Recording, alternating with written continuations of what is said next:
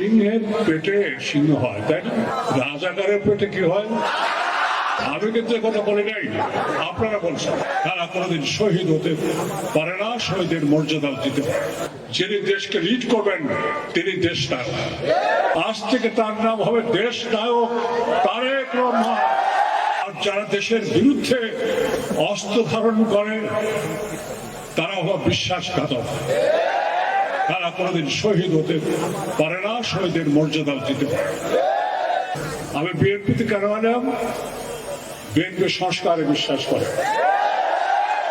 আজকে জনসভা দাঁড়িয়ে একটা নিভৃত গ্রাম অঞ্চলে আমি বাংলাদেশের মানুষের প্রতি আহ্বান জানাবো, সেটা হলো বিএনপির চেয়ারম্যান তারেক রহমান।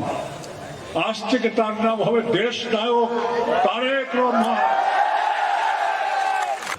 দেশকে যে ভালোবাসে, দেশকে যিনি এগিয়ে নিয়ে যাবেন, যিনি নায়কের ভূমিকা পালন করবেন, যিনি দেশকে লিড করবেন তিনি দেশ নায়ক।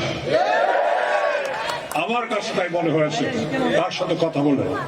আজকে বাংলাদেশে মুক্তিযুদ্ধের একমাত্র বৃহত্তম দল কোনটি? তাহলে বিএনপি মুক্তিযুদ্ধ হয়ে আমি বিএনপি যোগ দেওয়াকে ভুল হয়েছে? সিংহের পেটে সিংহ হয়, তাই না? বাঘের পেটে বাঘ হয়, তাই না? হরিণের পেটে হরিণ হয়। শিয়ালের পেটে কি হয়? শিয়াল হয়। আর রাজাকারের পেটে কি হয়? আমি কিন্তু বললাম না, আমি কিন্তু কথা বলি নাই, আপনারা বলছেন। আসলে রাজাকার শব্দ অর্থ সাহায্যকারী। হ্যাঁ, তারা সাহায্যকারী ছিলেন। সেটা কি পাকিস্তানি বাহিনীর পক্ষে সাহায্যকারী ছিলেন, বাংলাদেশের 7.5 কোটি মানুষের জন্য নয়, কিংবা 30 লক্ষ লোক শহীদ হয়েছে তাদের পক্ষে নয়। আমি কারণ দোষারোপ করতে চাই না, অতীত নিয়ে ঘাটাঘাটি করতে চাই না।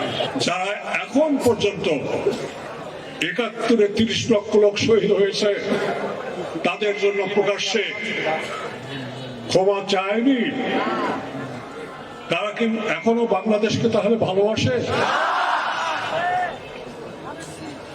এই 30 লক্ষ লোক আমাদের ভাই বোন, তাদের বিদেহী আত্মার মোনাজাতের জন্য তারা দিন করে প্রার্থনা করেছেন? করে নাই। তাহলে আজকেও বাংলাদেশে কিছু লোক আছে যারা স্বাধীনতা বিপন্ন করতে চায়, স্বাধীনতা ধ্বংস করতে চায়। আর তারেক রহমান সাহেব দাঁড়িয়েছেন শামসুর রহমানকে সাথে নিয়ে স্বাধীনতাকে রক্ষা করার জন্য। সেই জন্য আপনারা ধানের শীষে ভোট দিবেন। আপনার প্রত্যেকটি ভোট মূল্যবান।